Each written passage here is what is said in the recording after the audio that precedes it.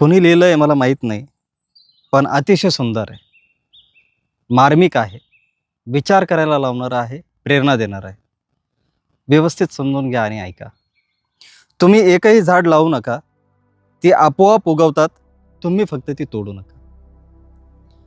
तुम्ही कुठलीही नदी स्वच्छ करू नका, ती प्रवाही आहे, स्वतः स्वच्छच असते, तुम्ही फक्त तिच्यात घाण टाकू नका.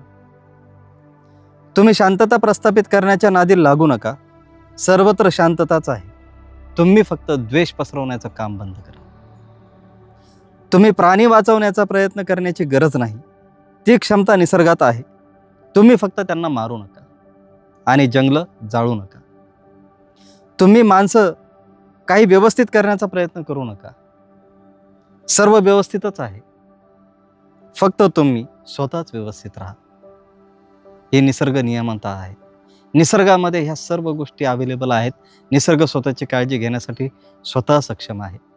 आपण त्याला बिघडवण्याचा प्रयत्न करतो, ते थांबवा. ज्याने लिहिलंय त्याला सलाम. थँक्यू.